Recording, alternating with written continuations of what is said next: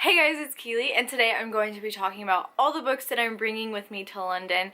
Now, I'm pretty sure that these are the set ones that I'm going to be bringing. As of right now, when I'm filming this, I leave in 3 days, so I don't think I'm gonna add any more to the list, but we will see when I'm done packing if I have any more room for extra books, but let's get on into it. And this first one is London Book of List, and basically it just lists different places in the city that you need to go to, and it sounds really cool. And it talks about different movie locations and just different monuments and like different slang that they have over there that we don't, and just different royalty aspects of London, and it's just really cool. And it's also good for learning about the city, but I'm excited to look through this and decide which places I need to go to that are in this book. Another London book I'm taking is London, A Travel Guide Through Time by Dr. Matthew Green. Now this book is all about London's history in different time periods, and it covers a lot of history, so it's going to be really awesome to read through the different aspects in history and then go to those places that it's talking about. So I am looking forward to using this book as I live in London. And this last London book is Walking London, the Best of the City, and once again this is just all the basic tourist destinations, I guess, throughout London, so this is definitely going to be a helpful guide when I'm walking the city. And these next 7 books are all books that I am bringing because they are for some of my classes. And so these first 3 books are for one of my history classes, and that is Roman Britain by Peter Salway, The Anglo-Saxon Age by John Blair, and Medieval Britain by John Gillingham and Ralph A. Griffiths. Now these are all absolutely stunning, and I am very excited to read these because once again it's just going to show awesome history throughout London that I'm not familiar with because I'm not from there, and they're all very short, so this is gonna be a great class. And these next 4 books are all for my English class, which is British Bestsellers and Classics. And this first one is At Bertram's Hotel by Agatha Christie.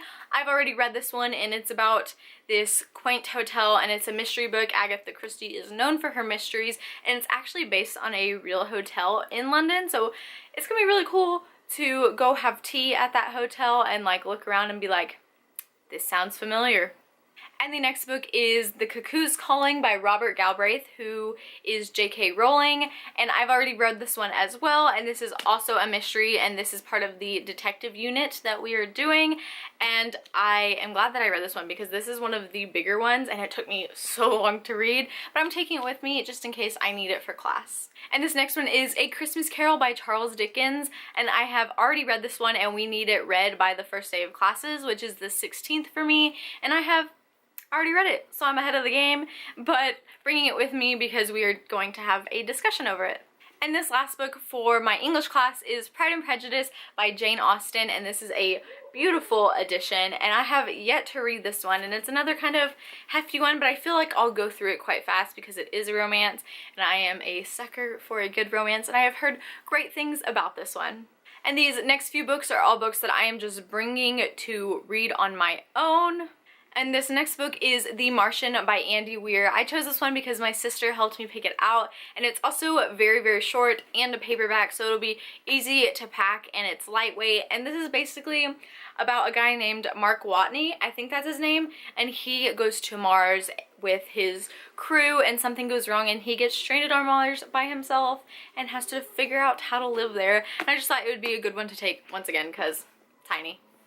The next one I'm taking is Air of Fire by Sarah J. Maas. Now this one's actually pretty hefty, but it is a paperback, so I chose that. And also I am currently buddy reading the series with Ashley from A Dash of Ash, and so I decided to bring this one since I will be there for 3 months, so if we decide to read it while I'm there, I will have it. And the next one I'm bringing is Anne and the French Kiss by Stephanie Perkins, because I might take a train to Paris over the weekend or something, and it would be so great to read this while I'm there because it is set in Paris.